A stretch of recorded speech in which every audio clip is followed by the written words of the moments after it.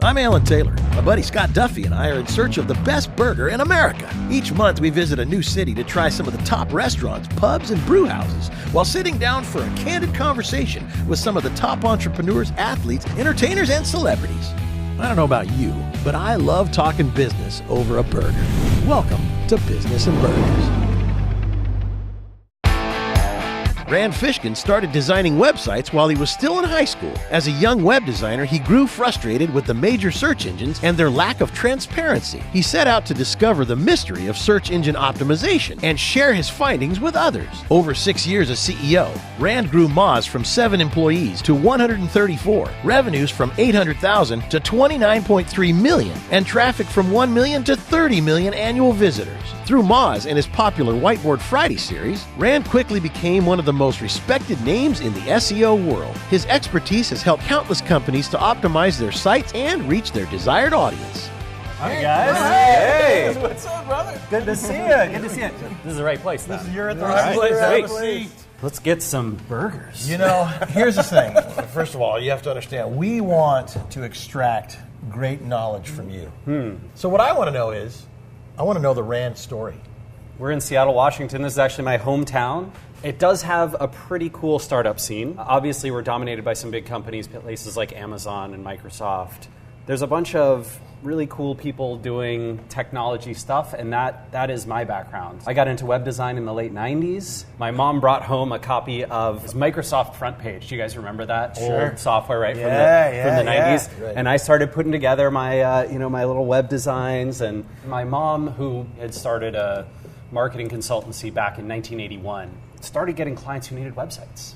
So called me. I started building them. And that worked out not so well. What I want to tell you is it became a great success. It was awesome. That is totally not the case. The opposite is actually true. So we spent probably 4 years trying to get clients, trying to make a go of this business. Instead, ended up in 2005 with about $500,000 in personal debt. Wow. No real sight line to a business model that was going to work and scale. We had immense struggles just getting clients, retaining clients, getting clients to pay. It was very, very tough times. How did you get through that? A healthy dose of self-denial. Yeah. Right? You just sort of convince yourself, hey, that is just external stuff that's happening and it doesn't affect me. I don't care. I'm focused on building some websites. And, so it's almost like you avoid it. Yeah, I totally avoided it. I really didn't think about it very much. There's no way out of it except to go through it. Do you know how many people have similar stories to this? That's why hearing this and the honesty I really appreciate will help other people to see how they can overcome their own fears and the mountain in front of them. Yeah. The saving grace, like kind of the salvation of this company, this effort, it's just me and my mom at the time, was a website I started in 2004 called SEO Moz. That was built around this frustration that I had with search engines like Google and Microsoft and Yahoo, who were very, very opaque and secretive about their operations. So we had been subcontracting SEO work, right? We built websites and then we subcontracted SEO to other folks. Well, guess what? When you have no money, you can't pay your subcontractors, and they stop doing work. So then you have to do it yourself. My process for figuring this out and kind of getting into this world was start this website, SEO Moz, learn the practice of SEO, and then share it back out with other folks, right? My frustration around the secretive nature of the industry and of the search engines was in a brilliant way. We didn't know what content marketing was, right? But that turned out to be great content marketing. Sure.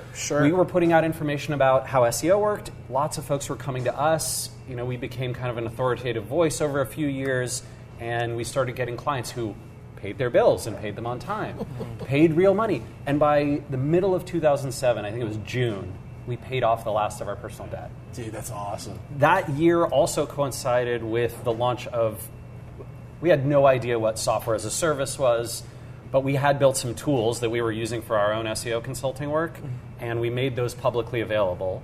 But we didn't have the bandwidth to support all the traffic we were going to get from free use, and so we put up a little paywall. You had to PayPal us $39 a month. Turned out that because lots and lots of people were reading our blog who were also SEO professionals, we got a lot of subscribers fast. By, I think it was July or August, we were making as much money from the software subscription as we were from the consulting business. Wow. A local venture capitalist actually reached out to us, Michelle Goldberg from Ignition Partners. She was excited about SEO, she was excited about Moz, and she asked whether we would be interested in taking money, which is the opposite of how it usually works. And we ended up raising $1.1 million November of 2007. We built a bunch more software and data that people started subscribing to. And then over the next 7 years, we grew from, $400,000 in revenue to $40 million in revenue. Amazing. It's been a crazy journey, right? I Look at willed this. this. Oh, Look at this. Jeremy, Chef Right Jeremy. on. What do we have here, Chef Jeremy? Well, this is our signature Quinn's Burger. It's been on the menu since we opened almost 10 years ago.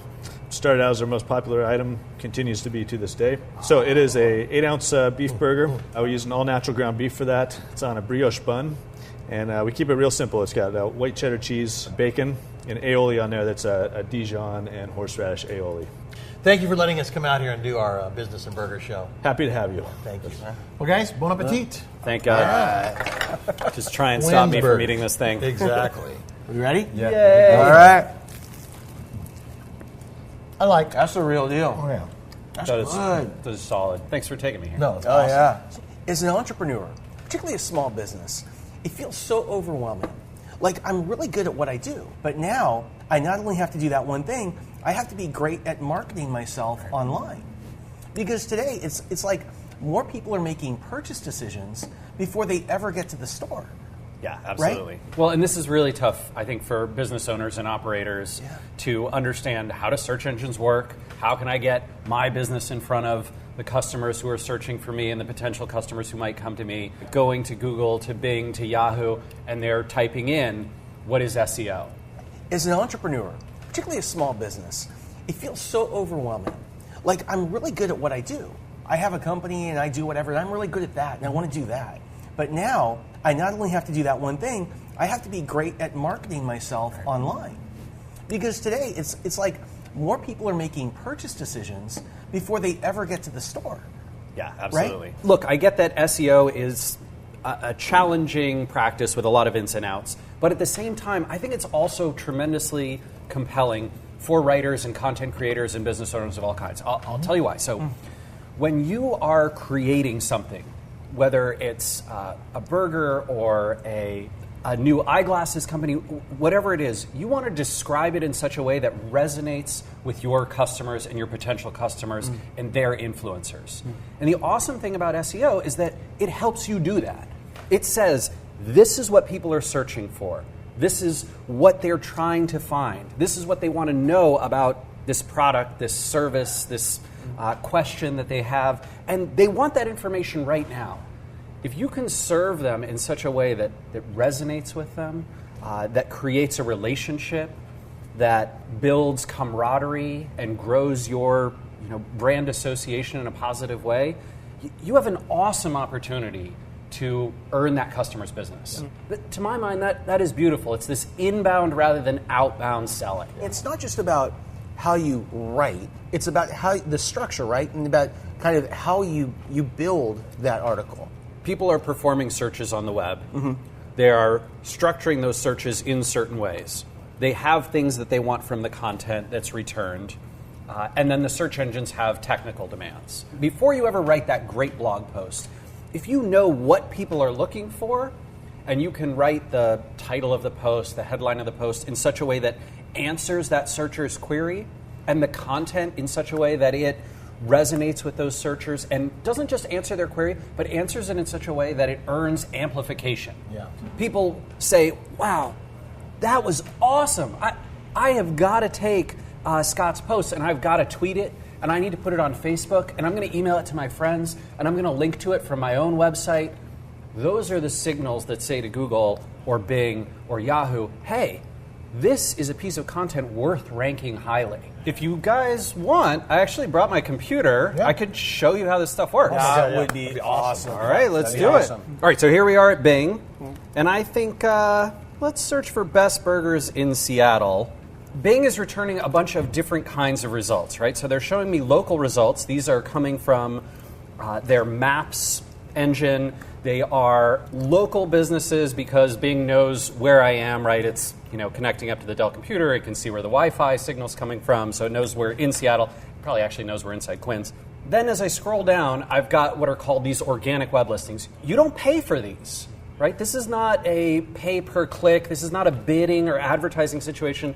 These are organic results. This is what Microsoft's Bing has basically decided are the most relevant, highest quality results. Seattle Magazine, the 25 best burgers in Seattle, the reason that this page ranks here is for a few reasons. Number one, Seattle Magazine, super relevant to the city of Seattle itself, and Bing knows that. Then it's also looking at, hey, Seattle Magazine has built up a lot of credibility, a lot of authority through links pointing to it from other websites, through engagement that it's earned, through other types of ranking signals, the content that's on there. And then this individual page basically has a list of solid places that make searchers happy. Bing has seen that lots of people are very satisfied with this particular result. Okay. And so you have to think about all these things as an SEO, right? And as a content creator and as a business owner, you have to think about, how do I delight the searchers? How do I determine what they're actually searching for and make sure that my content reaches them? How do I get amplification? How do I get links and social shares? How do I get engagement on these pages on my website? How do I earn authority by getting links from other sites? These are all parts of the SEO process. SEO. Give me 3 things for those 3 letters. All right, just 3 things. Number one, make sure that your site is accessible to search engines, that they can crawl it, reach your pages, index them, and have no technical issues. You can use lots of tools, Bing Webmaster Tools. Once your site is accessible, the next thing I want you to do is determine the keyword terms and phrases that people are looking for. And there's a number of tools you could use to do that. You could use the Bing advertising platform. You can use Google's AdWords, or Moz actually has a free tool you can check out called Keyword Explorer. Now you know the terms and phrases that people are looking for around your business or your products. Can we call that bait? In other words, if I'm going fishing, I want to fish and I want to put bait on my hook. Yeah, that's the next piece. Okay. That's content, okay. That's what right? I'm trying to understand here. So if you're thinking about fishing, right, this is essentially like, do I have a rod, right? Do I have a hook? Do I have a line? That's making my site accessible. Okay. That's some way for me to actually get in the river, catch the fish. The second thing is, where are the fish? Are they at this part of the stream? Are they at this part of the river? Is this river devoid of fish entirely? Do I need to go someplace else? Right? That's my keywords.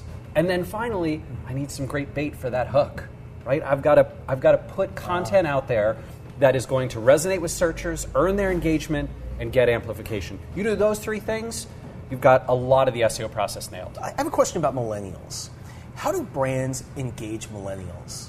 Yeah, I think if you're trying to reach a younger audience, or for that matter, any audience, you need to go where they are, and you need to speak the language that they're speaking. Millennials, folks born after 1980, are a huge portion of the online population, both here in the US and around the world, and you can learn a tremendous amount about them by using tools like keyword research, by using tools that investigate social media channels, by looking at the influencers in any given niche.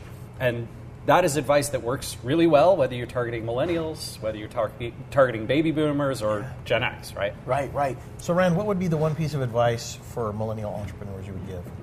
What I would say is this. Identify your strengths and weaknesses. Know yourself. If you can figure out what it is that you're great at and what it is that brings you energy every day when you do it, and you can figure out the things that sap your energy away and that you're just terrible at, you can bolster that by hiring great people to fill in your strengths and that let you concentrate. Fill in those gaps and you focus on your strengths. Yeah. You focus on your strengths. Yeah. Your team focuses on your weaknesses. You can build something really special together. So that's good advice for anybody, really. Sure. At the end of the day, that's my hope. My deepest respect goes to you, Rand Fishkin. Thank you so much. Awesome. Guys, Great to see you, brother. Awesome. Yeah, absolutely. Burger was fantastic. Thanks to Chef Jeremy. I hope we get to do it again. SEO is one of the key factors in reaching your audience in today's online marketplace, and Rand left us with a lot of food for thought. Determine what people are searching for and focus on delighting those searchers. Make your site accessible, determine your keywords, and create content that will resonate with your audience. Focus on your strengths and fill out your team with people whose strengths are your weaknesses. Next week, Summer Felix joins us at Hodad's in Ocean Beach, California. Summer co-founded The Draw Shop, a marketing firm whose animated whiteboard videos have gone viral one after another. Summer is a writing and internet marketing expert who has started and eventually sold multiple online businesses. We discuss how all entrepreneurs must hone a simple core message to successfully market their businesses. Next time, right here on Business and Burgers.